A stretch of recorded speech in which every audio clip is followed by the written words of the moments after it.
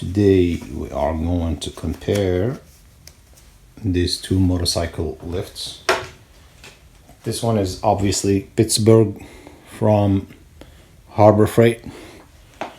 The other one is from a brand called VivoHome that is sold on Amazon. They both look like motorcycle lifts that are about the same. Just from looking on a website, you would not be able to tell the difference, because for the average person eye, you don't have a point of reference to compare the size and measurements of those things. I happen to have both, and I just thought it would be useful for people to see what they actually look like in comparison. First things first, the Amazon brand looks smaller in size. I think that is critical because in the advertising they show you like lifting a Harley Davidson with this lift. I don't think that's realistic, but let's go and see. First, we have to get the price out of the way. This one is sold at Harbor Freight for $90 with some sort of discount. It usually goes for about $80. This one is $150 plus whatever tax you have to pay in your state. So this one is almost double.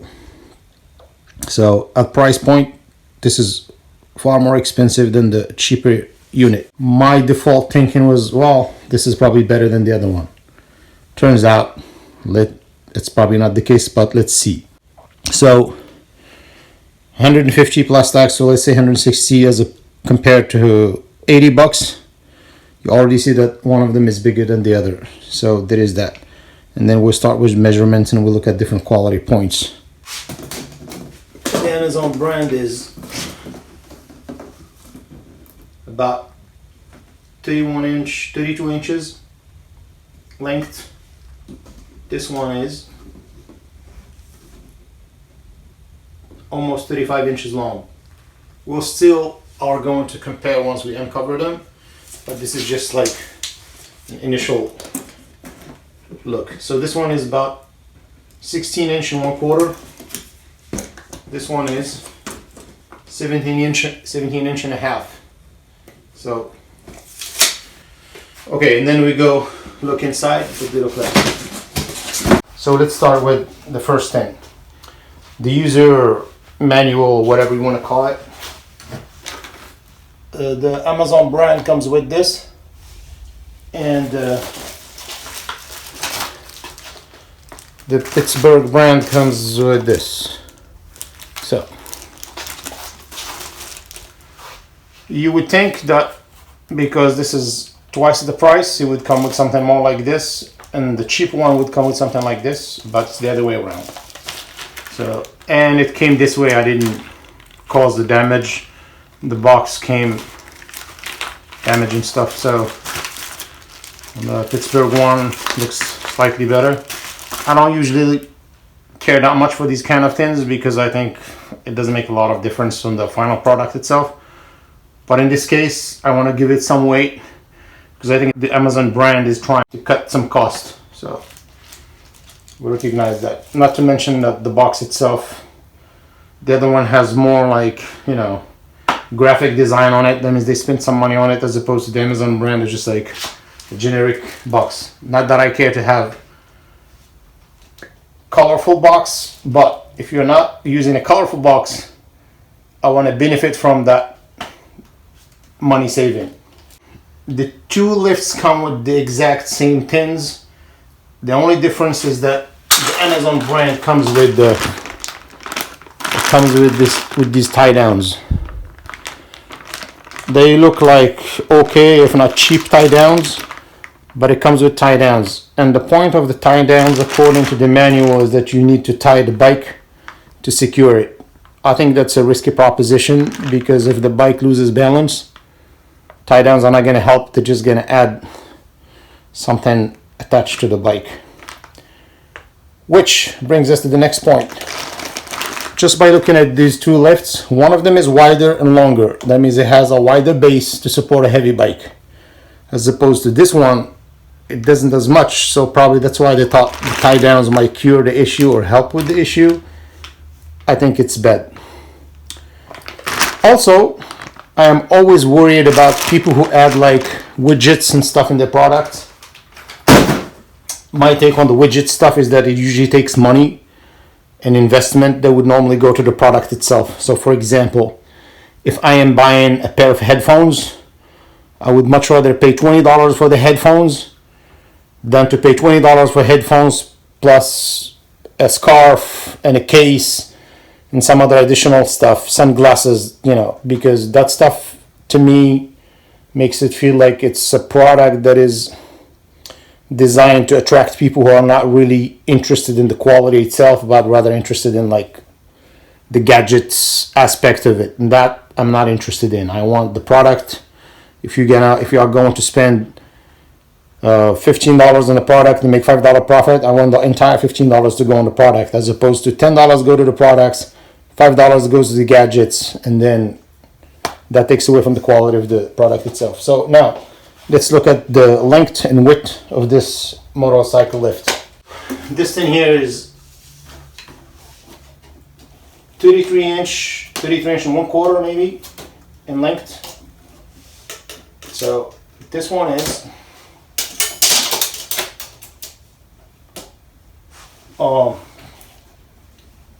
30 inch long. So there's about 3 inch difference in length. There could be like a negligible difference, give and take. Also, in width, this thing here is like 16 inch and maybe 1/4. I already did these measurements, but I'm just showing for the camera. So it's like 16 inch and 1/4. This one is 13 inch and 3/4 and some change. So 16 inch and 1/4 versus 13 inch and 1/4, that's like 3 inches narrower. Then there is this. The length of the, whatever we call them, the pads, the paws, whatever that supports the bike. Here, there are 13 inch and 1/4. That's a little bit more than a foot. Whereas here, they are a little bit less than 12 inch. So that's less than a foot. So there's that. And then the width, this thing is 2 inches and 3/4. And this thing here is like 2 inches and 1/4. So the contact surface on this Harbor Freight lift is wider than the Amazon brand. So there is this aspect of support that I find lacking on the other one. I am especially concerned because it costs twice as much. It wouldn't hurt me if it was the same or like maybe less price, but it's twice as much. Perhaps that is due to the shipping aspect, because these guys have to ship it and they have to say free shipping because people like free shipping, but in reality there is no free shipping. Somebody pays shipping. So I'll give them that, maybe because they incorporate the cost of shipping. That's why it comes down to that, whereas Harbor Freight, you just pick it up at the store. Now, that is also an important point, because I know that everybody's crazy about buying things online, but there is something to be said about brick and mortar stores. If tomorrow there's a problem with this, or like if I buy it and don't like it, whatever, I can take it to the store. This is going to be an issue to ship back. Plus, I hate to have a big environmental footprint by causing all the transportation and pollution by shipping it back and forth. So there is that element about buying things online. I would much rather go to the store and decide right there on the spot if I like something, and then if I don't like it, then there is nothing wasted. In the case of buying online, even if shipping is free, there is like certain environmental costs to it that I hate. Regardless of whether I'm paying for it or not, I think we are all paying for it somewhere on this planet. So that's the tree hugger part.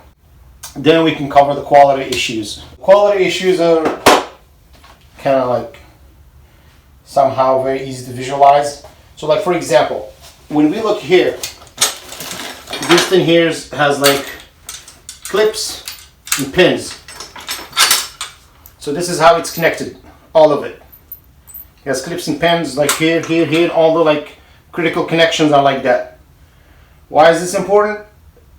Because if you're lifting a heavy bike, perhaps this would work well brand new. As time goes by, this thing is gonna start shaking because these things are already not super stable. That's already like not.